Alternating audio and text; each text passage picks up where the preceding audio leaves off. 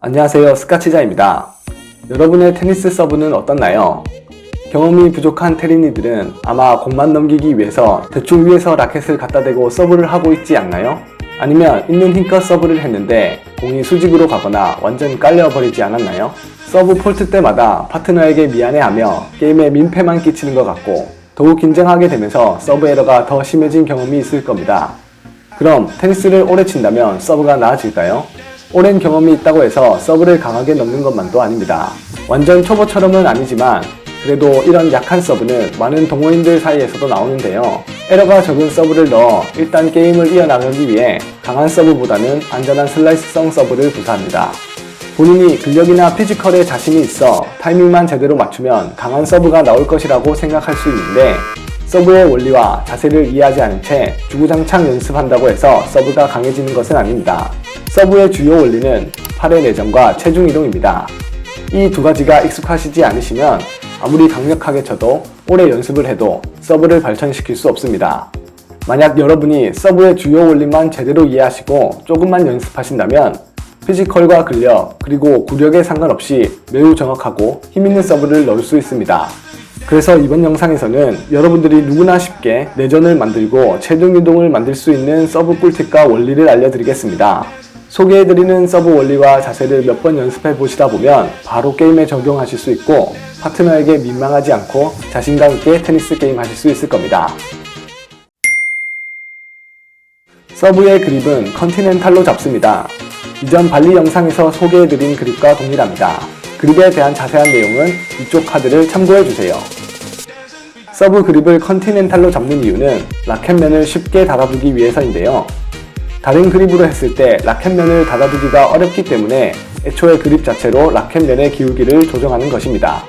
면을 닫아두었다면 그 상태로 머리 넘어 라켓을 등과 마주보게 넘기고 하늘 높이 공을 던진다는 느낌으로 라켓을 던지면 공을 맞이할 준비는 끝입니다. 이때 주의점은 면이 반드시 닫힌 상태에서 머리 뒤로 넘어가야 하고 이동 중 그립이나 팔의 위치가 바뀌면 안됩니다. 만약 팔이나 그립의 모양이 바뀌게 되면 서브 시 정확한 면을 만들 수가 없습니다. 이 면의 모양을 유지하도록 도와주는 아주 유용한 방법이 있는데요. 머리에 꽃갈 모자를 썼다고 상상하시고 라켓이 뒤로 넘어갈 때 꽃갈을 치고 넘긴다고 생각해 보시길 바랍니다. 라켓 프레임으로 모자를 치고 그대로 올리는 연습을 해보시면 면의 모양을 유지하는 데 도움이 되실 겁니다. 테니스 서브를 배우고 싶거나 알아보신 분들은 누구나 한 번쯤 내전이란 단어를 들어보셨을 겁니다. 왜 다들 내전을 이렇게 강요하며 중요하다고 하는 걸까요? 내전은 정확히 내 회전을 뜻하며 어깨가 안쪽으로 회전할 때 발생하는 움직임입니다. 테니스 서브 내전은 어깨가 올라간 상태이니 이런 모양이 됩니다. 사실 이러한 어깨와 팔의 내전 움직임은 의도적으로 발생하는 것이 아니라 라켓이 머리 뒤로 넘어갔다 나오면서 자연스럽게 만들어지는 동작입니다. 그렇다면 이러한 자연스러운 동작이 어떻게 강한 파워의 서브를 만들어내는 걸까요? 야구공을 던진다고 상상해보죠. 어깨의 회전력으로 공을 던질 때와 어깨 내전을 이용하여 공을 던질 때 어떤 공이 강력할까요? 당연히 내전이 발생한 공이 훨씬 강력하고 정확합니다. 테니스 서브도 마찬가지로 이런 내전이 발생해야 공의 힘과 속도가 강력해질 수 있습니다. 그래서 토스 후 공을 맞추실 때 어깨의 회전력이 아닌 내전에 익숙해지시는 게 굉장히 중요합니다.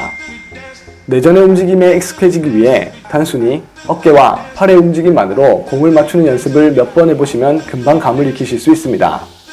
처음에는 공이 깔리거나 방향이 일정하지 않아도 상관없으니 라켓을 머리 옆에 두시고 내전만으로 공을 쳐보는 연습을 해보신다면 원리를 바로 캐치하실 수 있습니다. 낮은 곳부터 내전으로 공을 맞추는 연습을 하시면서 점점 높은 타점으로 내전을 하시면 서브 내전이 완성됩니다. 서브 자세는 상체, 하체로 구분하여 설명드리겠습니다. 먼저 하체입니다. 서브를 하실 때 상대 코트를 정면으로 바라보는 것이 아니라 오른발은 베이스라인과 나란히 두고 왼발은 오른발 뒤로 위치시킵니다. 이렇게 비스듬히 돌아서는 이유는 서브 임팩트 시 몸통의 회전력을 만들기 위해서입니다. 포핸드, 백핸드 동작과 마찬가지로 서브 역시 공의 임팩트 방향과 몸의 방향을 일치시킴으로써 체중 이동이 발생하는데요. 그래서 서브를 준비할 때 의도적으로 발의 각도를 틀어줌으로써 체중 이동을 시킬 준비를 해줍니다. 상체는 흔히 아시는 트로피 자세를 유지하며 스윙을 합니다. 왼팔은 하늘을 향해 쭉 올라가 있고 가슴은 열어둔 상태로 라켓을 머리 옆에 둡니다. 여기서 가장 중요한 부분은 왼팔은 임팩트 이전 절대 내려오면 안 된다는 점입니다. 왼팔이 일찍 떨어지게 되면 몸이 다치게 되고 공이 수직 낙하해버리게 됩니다. 이 부분을 방지하기 위해 가슴을 열어두라고 강조드렸는데요. 가슴이 열린 상태에서 자세를 유지하게 되면 라켓이 나오기 전 왼팔이 떨어질 일도 없을 뿐더러 어깨 회전을 더 부드럽게 이어갈 수 있습니다.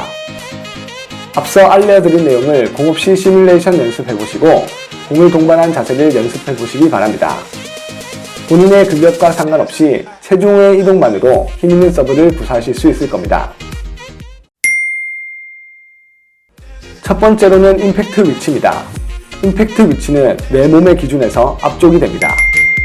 강한 내전은 몸의 앞쪽에서 발생하기 때문에 공이 너무 뒤로 넘어가거나 너무 앞쪽으로 가면 몸의 움직임을 제대로 활용할 수가 없습니다.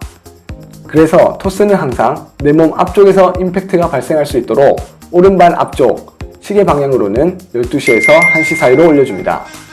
이 감각을 익히기 위해서 자신의 발 앞에 라켓을 두고 토스하는 연습을 해보시길 바랍니다. 공이 라켓에 일정하게 떨어진다면 성공입니다. 처음 하실 때는 공이 흩어져서 엉뚱한 곳으로 움직일 수 있으니 벽이나 펜스를 활용하여 토스를 연습해 보시면 일정한 위치로 공을 떨어뜨리는데 금방 익숙해지실 수 있습니다. 두 번째는 임팩트의 높이입니다. 임팩트의 높이는 자신의 팔이 다 펼쳐질 정도의 높이에서 임팩트를 하시면 됩니다. 많은 분들이 높은 곳에서 아래로 내려 꽂아야지 강력한 공이 될 거라고 오해를 하시고 무리한 점프와 너무 높은 토스를 하는 경향이 있는데요. 물론 신체적인 조건이 뛰어난 상태에서 제대로 된 서브를 구사하면 더 위력적이겠지만 본인의 피지컬이 작다고 해서 강력한 서브를 못 넣는 것은 아닙니다. 자신의 신체 조건을 100% 활용하여 스윙 궤도를 크게만 써준다면 그것만으로도 충분히 위력적인 공을 만드실 수 있습니다. 그래서 공을 맞출 때에는 팔이 모두 펼쳐진 상태에서 내전을 해주시고 라켓의 무게로 팔로우 스윙을 이어나가는 연습을 해주세요. 이때 주의하실 점은 팔이 다 펴지지도 않은 상태에서 억지로 내전을 만들게 되면 바로 어깨 부상을 당할 수 있습니다. 그러니 라켓을 뒤로 넘겼다 팔을 쭉 펼치고 난 뒤 라켓 무게를 느끼면서 스윙을 천천히 해주면 부상 위험을 방지할 수 있습니다. 라켓 헤드가 쭉 올라간 상태에서 팔에 힘을 빼면 헤드 자체의 무게로 라켓이 저절로 팔로우 스윙을 만들어내기 때문에 반드시 무게 자체로만 스무스하게 스윙을 하는 연습을 해보시기 바랍니다. 여러분은 4가지 테니스 원리, 즉 그립과 내전, 상하체의 무게중심, 그리고 토스를 정확히 이해하시는 것만으로도 이전보다 훨씬 강력한 서브를 만들 수 있다는 것에 대해 알게 되셨을 겁니다. 앞서 알려드린 아주 간단한 연습 방법을 기억해 두시고 꾸준히 연습만 해주신다면 이전과 차원이 다른 서브를 구사하실 수 있을 겁니다. 그동안 서브를 배우지 못해 게임에 참여 못하신 분들이나 서브가 약해서 항상 강한 리턴으로 당하시는 분들도 강력한 서브를 장착하시어 테니스 재밌게 스카치길 바랍니다.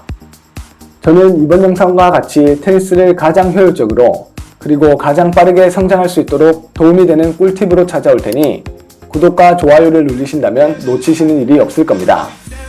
누구나 테니스 즐겁게 스카치는 그날까지 스카치자였습니다. 감사합니다.